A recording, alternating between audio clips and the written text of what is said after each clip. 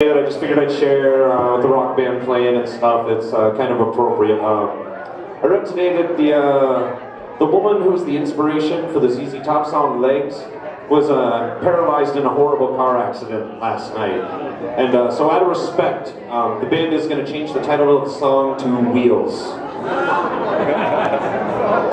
Yeah. Stop with the ZZ Top joke, everybody. Get ready. I just realized something. I got a cordless mic. This is awesome. Let's get down here. Let's mingle, everybody. Well, I'm really excited, everyone.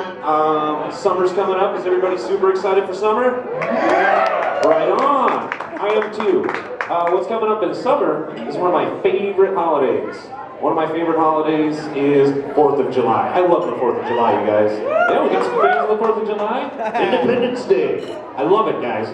Love it. And it's not so much, you know, the beer, the barbecues, and hanging out with your friends. I mean, all that stuff's great.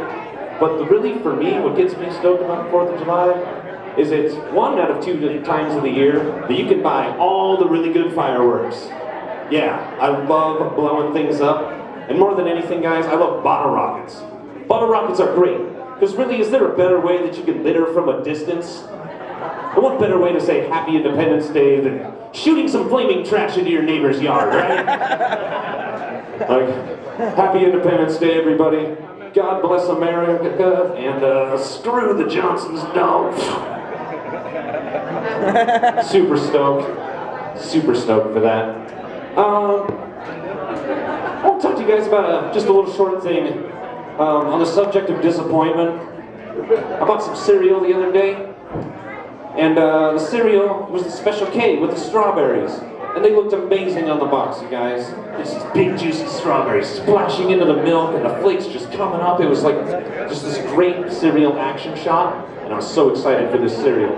But I tell you what, guys, I got home, I poured the cereal into the bowl, and all these little freeze-dried flakes of strawberries fell in. And I couldn't have been more disappointed. I really couldn't have been more disappointed than my roommate was in me after he walked in and seeing a grown man eating Special K by himself and crying over the strawberries. That's real disappointment. Wow, this is fun. I just kind of want to play a game called Let's Make the Band Really Mad. You guys got so much toys up here. Toys. That's what they are to me, because I'm untalented. That's why I do comedy. I can't play any instruments. No, I'm annoying and I talk too much, so somebody said, go for it, here's a stage and a microphone. Have fun, tennis. But, you know, with summer coming up, I gotta tell you guys, you probably noticed I got this big, shaggy, gross beard going on. And I'm not sure what to do with it. Because I know it's not the greatest beard, I can't grow the greatest facial hair. I mean, I look like a hipster version of a woolly willy. Like, let's be real about it. But my options are very limited when it comes to facial hair. Because, I mean, I could go with sideburns like I had before and just be like a really crappy looking Wolverine. That's kind of what I look like. But if I go with the mustache, that's even worse, because at best, I look like a very, very handsome sex offender. It's not a look I want to go through. It's kind of like James Franco, but with a mustache. Oh, man.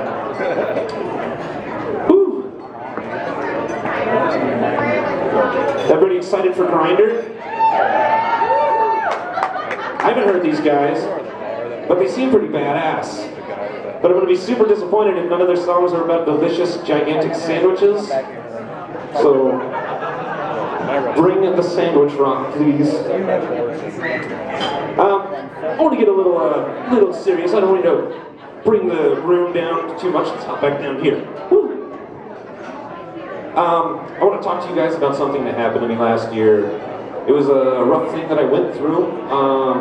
My dog of 5 years, Molly, she got cancer last year and she passed away. And it was kind of a little painful, long process, and it was really hard. It took the wind out of my sails for a long time, and it taught me a lot. It taught me how to cope with loss and just a feeling of emptiness, because I took care of her since she was a puppy, and she's still pretty young, only 5 years old. And it was a terrible experience, but it was good. It taught me how to get through loss. It taught me to focus on all the good times when horrible things happen, and they really help you get things through. So I want to share with you tonight one of the good memories that I have of Molly, and it's something that we used to do called Backwards Day. Backwards Day was a lot of fun for Molly because she got to do all sorts of things that she didn't usually get to do. Like we'd eat dinner, and I'd put her little food bowl up on the table.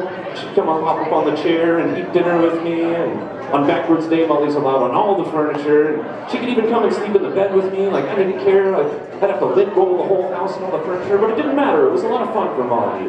But I got to tell you, Backwards Day was a lot of fun for me too, because I got to do all sorts of things that I didn't normally get to do. Like poop in the yard, I got to do that on Backwards Day. Take naked naps in the middle of the kitchen floor, that was a lot of fun. Sniff the crotches of all the friends that my roommates bring over, that was always a good time. Needless to say though, after a while guys, my roommates really hated Backwards Day. Which is, to be honest, just a cooler way of saying, my parents really hated Backwards Day. Then they joined in and it was I who really hated Backwards Day at the end. It's a busy night. You guys are rad though. I see everybody out there enjoying themselves. Some people enjoy conversation. That's cool. I want to thank everybody for inviting us comedians out. I'm going to leave you with one last thing. I'm going to tell this joke like this just because I can. So folks, I want to talk to you about how I got back into reading. I turned 30 years old last year, and I wanted to develop my mind a little more. Wanted to sharpen my mind, so I figured I'd start reading. And what got me into reading was actually a television show. Do we have any fans of HBO's Game of Thrones here? Yeah, all right, a couple of you. For those of you who don't know what that show is, it's kind of the only fantasy that you can be a big fan of and still kind of have an active dating life, you know?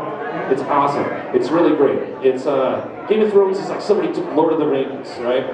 And they're like, all right, all this stuff with the orcs and the monsters and wizards and all the little midgets running around, take all that out, replace it with politics and gratuitous nudity and sex. And then somebody said, wait, hold the phone. Let's keep one of those midgets in there and have him do most of the nasty stuff. It's great. I love Game of Thrones. And guys, I gotta tell you, I read through these books so fast.